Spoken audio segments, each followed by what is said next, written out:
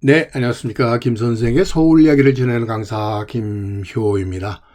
이번 시간에는 도성의 수문, 오간수문이라는 제목으로 말씀을 드려보도록 하겠습니다. 지금 화면 속에 보고 계시는 바로 이 수문이 오간수문이 되겠습니다. 지금의 청계천인 개천이 한양도성 동쪽 밖으로 나아가는 문이 바로 이 오간수문이 되겠는데요.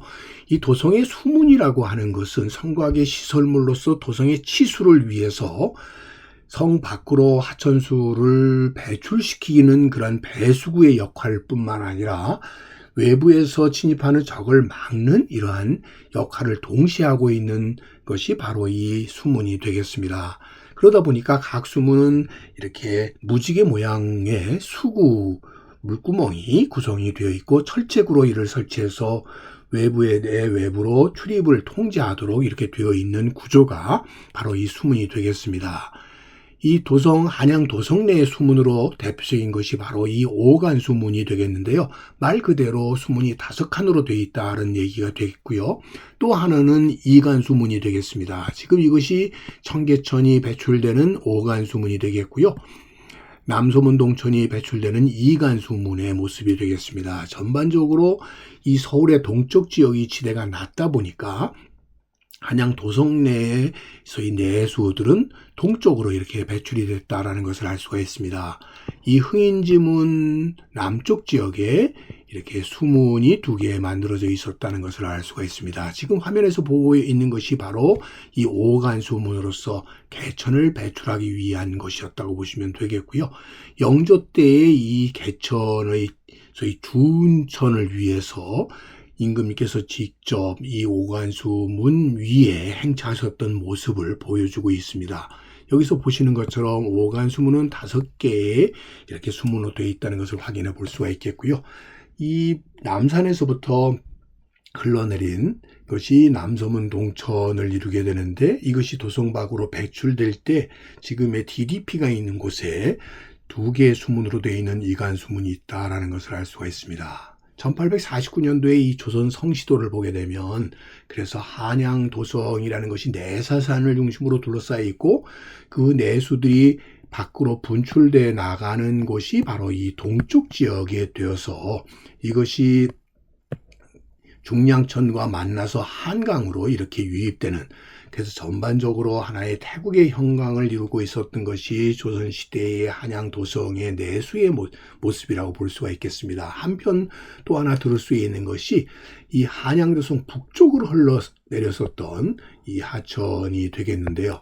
이 하천을 흔히 우리가 홍제천 혹은 모래내, 사천, 세검천, 성산천, 홍은천 등 다양한 이름으로 이렇게 불려지게 되는데, 그렇게 된 이유는 이것이 흘러 한강으로 유입되기까지 그 과정이 지금도 종로구, 서대문구, 마포구에 걸쳐 있는 것처럼 이 상당히 긴 구간에 총 연장이 13.38km에 달하는 것이고요. 그러다 보니까 오늘날에는 이 1915년도만 하더라도 불광천이 별도로 이렇게 한강으로 유입되었던 것이 특강화되면서 불광천이 홍제천으로 만나서 이렇게 한강으로 유입되는 것으로 이렇게 준천이 이루어지게 되었고요.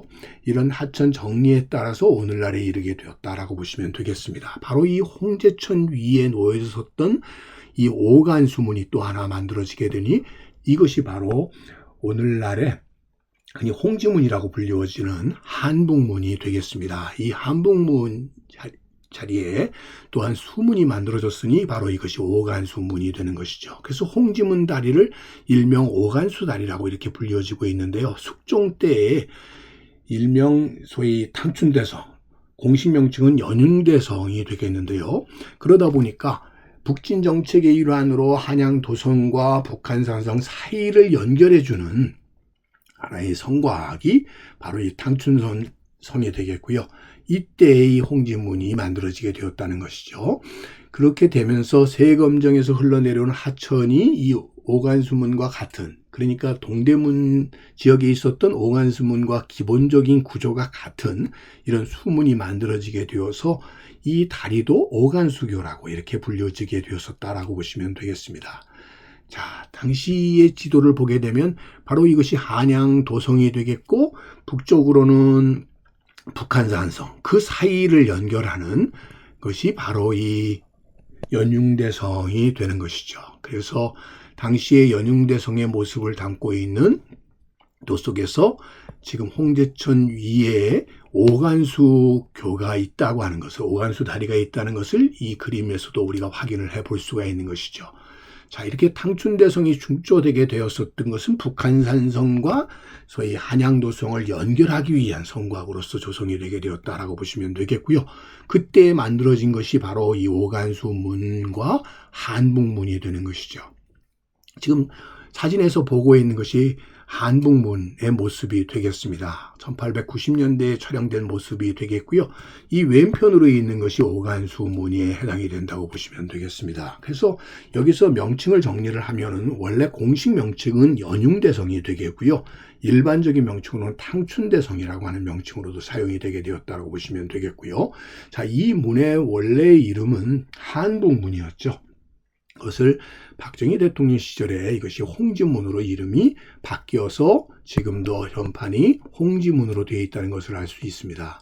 바로 이것이 원래 이름이라고 하는 것을 지금 이 지도에서 보시는 것처럼 한북문으로 되어 있었다라고 하는 것을 확인해 볼 수가 있는 것이죠. 자, 여기 한북문이라고 하는 것이 창의문 밖에 한북문이 표시가 되어 있고, 이 홍제천이 내려오면서 홍제교를 만나서 한강으로 유입돼 나가는 모습을 우리가 확인을 해 볼 수가 있겠습니다.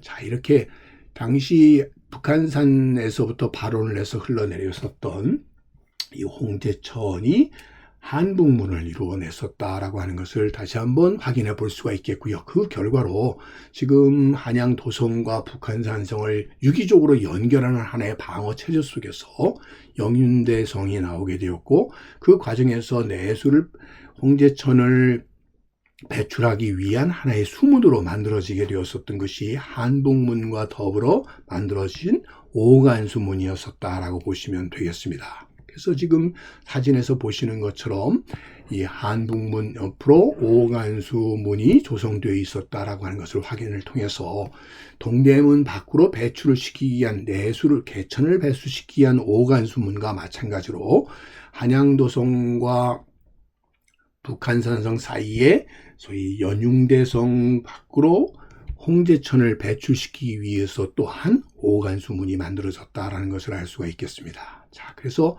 전체적인 도형에서 보시는 것처럼 한양도성과 북한산성 사이에 탕춘대성으로 배출되었었던 바로 그것이 오간수문이었다라고 보시면 되겠고요. 오늘날의 모습, 복원된 모습을 통해서 우리가 확인해 볼 수 있는 것처럼 이렇게 5개의 수문으로 되어 있었던 홍제천을 배출하기 위한 수문이 바로 오늘날 이 연융대성, 탕춘대성의 오간수문이라고 보시면 되겠습니다.